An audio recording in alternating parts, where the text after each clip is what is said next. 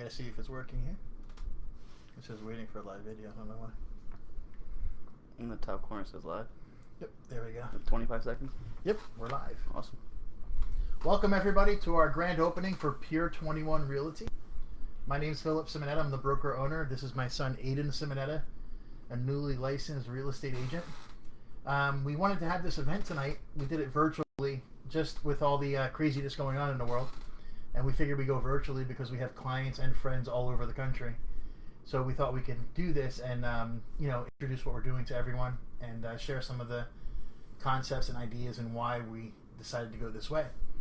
So I'm going to give it a couple seconds and just see and get some people in here. It's the first time we're doing the Facebook Live, and we're also going to be sharing it on our YouTube page, which is called Pier 21 Real Estate News. You'll be able to follow us there and here. We're going to be doing some lives. We're going to be working the business live, prospecting and setting up appointments, going on different showings, and sharing all that stuff as we do it. So we're looking forward to it. As you guys, most people know, I've been in real estate for over 20 years. Prior to that and during that time, I also been involved in many other businesses, bars, restaurants, cigar lounges, nightclubs, buying them, selling them, doing all kinds of different things. And I've been a real estate agent as well in Florida since 2014. Recently, I decided to get my broker's license, and I'll tell you why. Before all the lockdowns and all the crazy things that were going on, I've been a real estate agent, and I was also involved in a couple restaurants and bars down here. And then when everything got shut down, I was doing some Airbnb things as well, as a ton of real estate. And I worked for multiple companies. I just want to give you guys a little background on some of the things I dealt with as a new real estate agent when I got into the business here in Florida. I started working with a small company, and they gave me all the fluff and all the good things about the business, and then they just kind of disappeared. They let you down, and most agents go through that. After I did that, I went and worked for a larger company, did a couple deals. Then I worked for a 100% company for a while, all the way up until the time I decided to open the brokerage. At that point, I was undecided what I was going to do. When my son came down to visit me, he was just about to finish college, and he wasn't sure what he wanted to do. And he was thinking about getting involved in business with me, and ran that idea by me prior to graduating. And I'm going to let him share a little bit of that with you from that point forward, and then we'll catch up and I'll go over why we decided to go this route.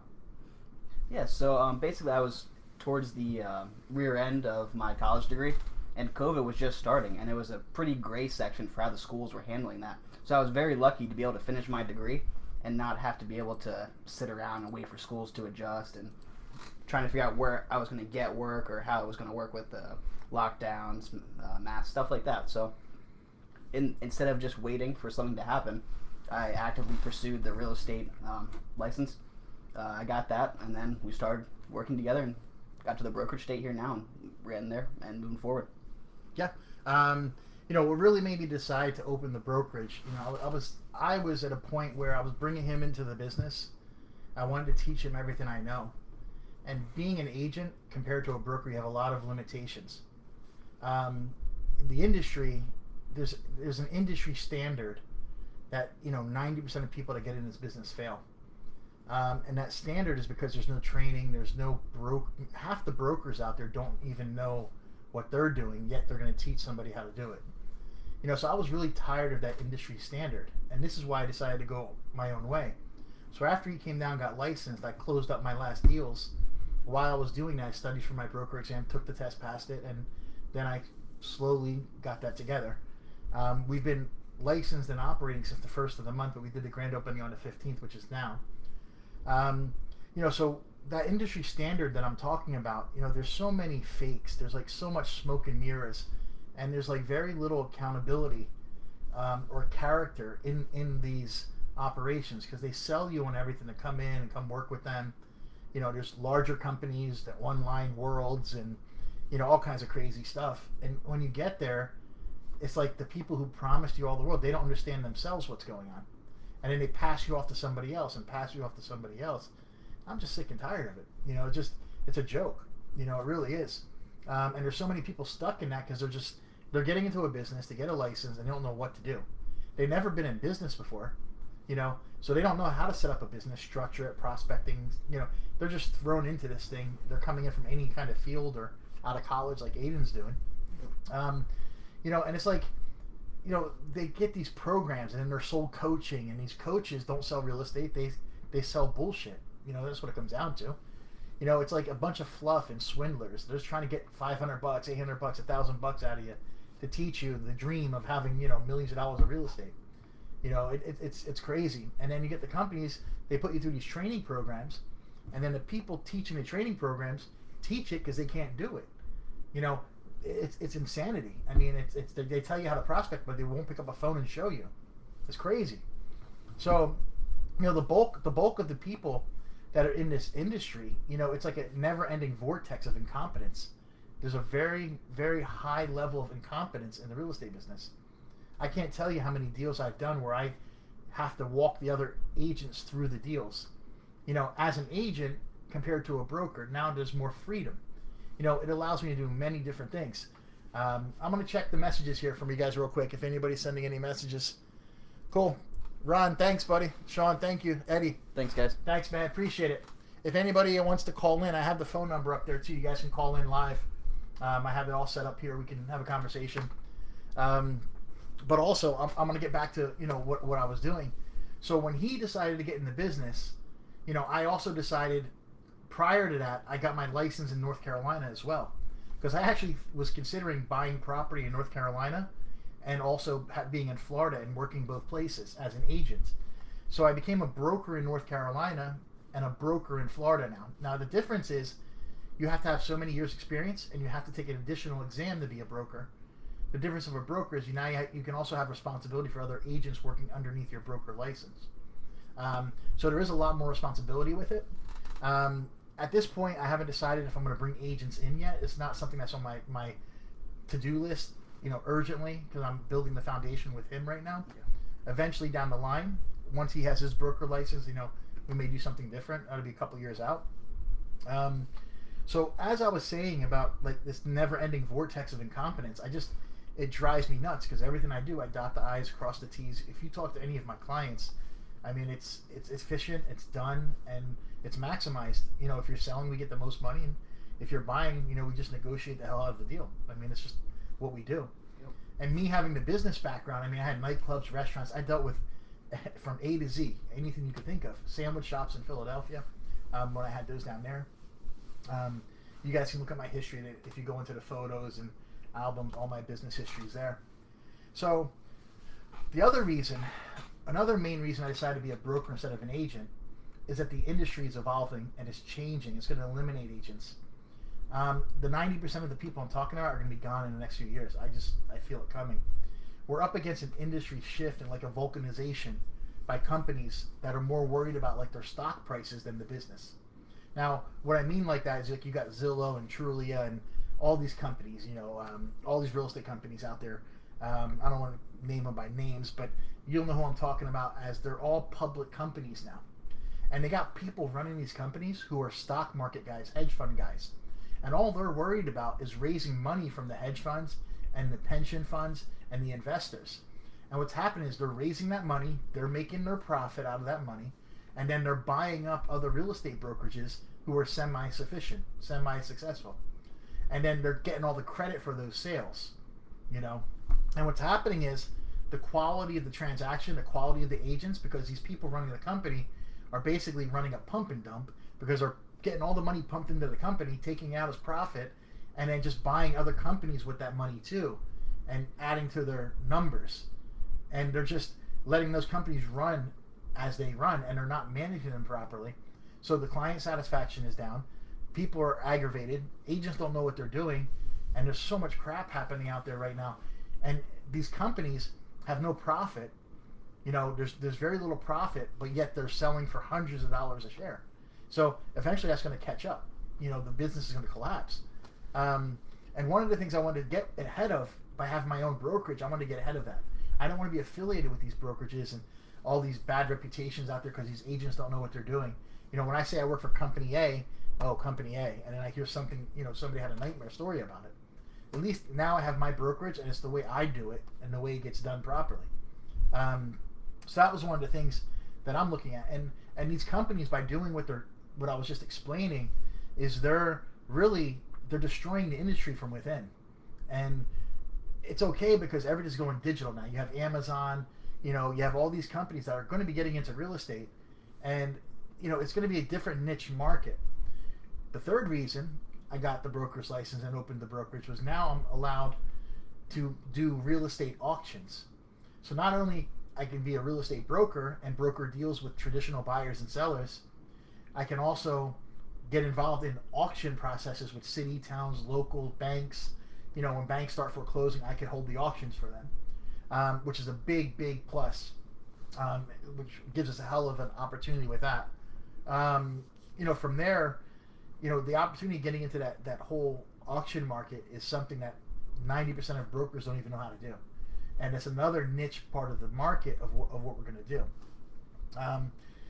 So the whole thing is, it feels like the industry is being forced down a path that's not positive. It's fueled by this greed of these hedge fund guys and these investment people. And I don't understand how people can put earnings and pensions and hedge funds and inflating these stock prices and put that above people's transactions and people's service and reputations. It's happening in every industry, though. The automobile industry, and they've gone through a major shift. There's so many different areas of it that have changed. And the key is the quality of the service, just to help people, walk them through the transaction, get them the deal that needs to be done, and get the transaction done completely for them. A lot of people today, deals are falling apart, banks aren't appraising, values are up high. There's a huge bubble in the real estate market, which is going to shift down because a lot of these same hedge funds and these same pension funds that are investing in these companies and pumping up the stocks are the same ones who are paying 20-30% more for neighborhoods. They're buying houses and they're pushing the single families and the people who are investing as small landlords out. And more of that's happening, and it's actually happening with government help right now. With all these free rides and the moratoriums and all this stuff, it's hurting the average guy, and it's giving the pension funds all the ability to buy, hold, rent these houses back for years, and it's giving them better returns than they could get in the market right now.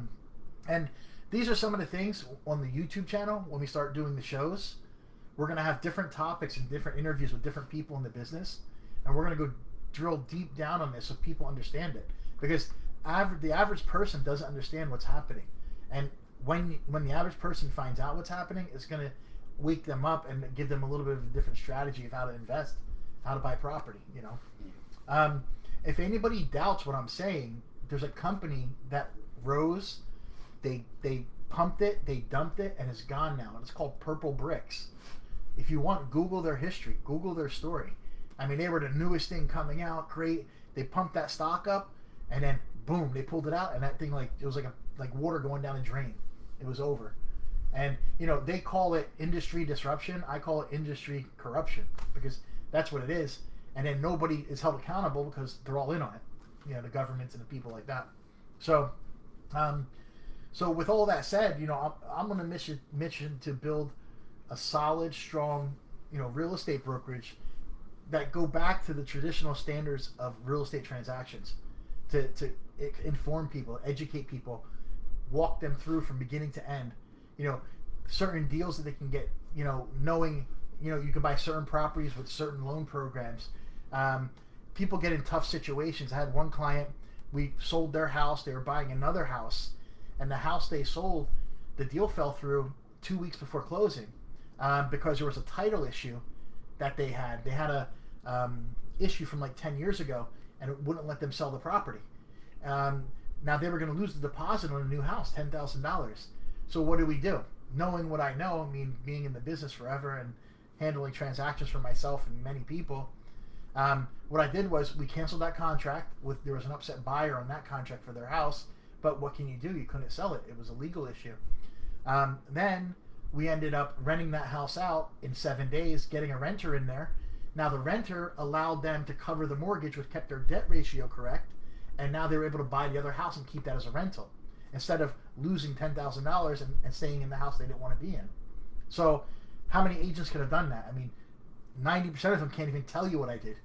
You know, that's just, it's instant. You know, it's what you do. You look for solutions, and that's how you get things done. You know, as I said, we're going to have the YouTube channel, Pier 21 Real Estate News. You can actually go to YouTube and subscribe to it now if you like to. I'll also post a link to it in the comments here.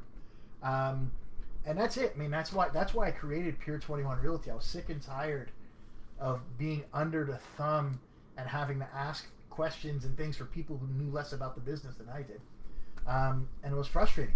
And bringing him into the business now, you know, it gives me an opportunity to basically take everything I know, instill it in him, and then he could build this company whichever way he wants when he takes it over. I mean, that's my goal. At this point, you know, now, if I wanted to, I could retire. I don't need to work. But I'm doing it now because I want to teach him everything and make sure he's good. But that's really what it is. So share some thoughts about like what you're doing and you know, what you're looking forward to and you know, what you're looking forward to getting in the business. And I'm going to look at some... Well, I think it's very exciting that I was able to come out of a position where I was learning in school, got my degree, and joined my father, and actually have this mentor who can teach me an aspect of a business that I would be lost in otherwise. Like we were talking about the training programs and the people teaching you to do things and leave you on your own, essentially. I think if I would have considered real estate without my father in the picture, I probably would be completely lost and just be another person holding on to a license. I'm glad that I'm in a position to start a business. My first business is with my father. That's great. I wish more people would have that opportunity. I think if you have a mentor in your life, it'll do much better than a teacher. I'm interested in seeing the long run of this. Kind of nervous a little about real estate. The phones, cold calls, kind of rough, but you know, they can only hang up on you so many times. You know, one person, one call. But you know what the key is? The key is not to call them and be a stranger. Yeah. You know, the people you're calling need your help more than you know. Yep. I mean, they just don't realize it yet. Yeah. So everybody you call when you first call them, you got a call from 30 people that don't know what the hell they're talking about. Yeah. The minute that they know they can trust you, they hang on. Mm-hmm. Like how many customers? Everybody I deal with, they become friends. Yeah. You see that? Mm-hmm. I mean, everybody I get calls and I deal with people. Everybody becomes a friend because they realize that I put their needs as if they were my own, and I'm helping them get where they got to go. Yes. And we get paid to do that. Like, what kind of business can you get paid to really help people and do things and not have any other alternatives like motives? Like people in every other business, car businesses, and there's always alternative motives. Mm-hmm. You know, yeah, sure, it costs money, but taking them and helping them make more money, they know what they're going to pay. And see, that's another thing, having your own brokerage. You know, you're able to negotiate that. Like, I can actually, if I want to do a deal for free, I could. I mean, who does deals for free? Nobody. But you don't have to charge anything as the owner of the brokerage. You know, so if there's a deal, you got to help person out with this one deal, but you're getting another deal, you can do things to help people. It's not just about making money. Yeah. You know what Absolutely. I mean? And that's what it comes down to, being genuine, being authentic with people, and help them realize that not everybody's out to get them. Like in the world today, no matter what you do, you got to look twice. You got to make sure things are right. You know, and even if things look right, they may not be right later. You know, when you realize that somebody really gives a damn and it helps you and lays it all on the table for you, and that's what we're going to do. I mean, that's what I do with everybody I deal with. And it's just a matter of getting that fact and getting that knowledge out to people so they understand it, and that's what you do. Yep. You know, so go ahead. What were you saying? Just with the calling aspect of it, I mean, you pick up a call. I mean, I think it's anything in sales, but you're trying to communicate with these people, and sometimes Thanks, Ron. they just don't want to hear about it at all. So it's the hang up aspect of that was always getting to me. But with patience, and I mean, like you're saying, the tone, speaking to them, providing them actual help that they need.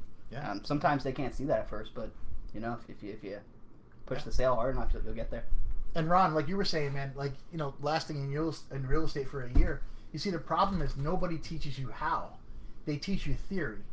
if you do this, this will happen. If you do, but they'll tell you, oh, you got a prospect and you got to call people, but they won't pick up a phone and call people and show you how to do it or help you create scripts. They give you these general scripts that put people in corners, and they're the same scripts the other 12 people calling them are doing, So the program, like the training program I'm putting together is called Top Agent Academy. I did this before. And you see, I had training programs and I did events where I taught real estate, but I was doing it as an agent underneath a company myself.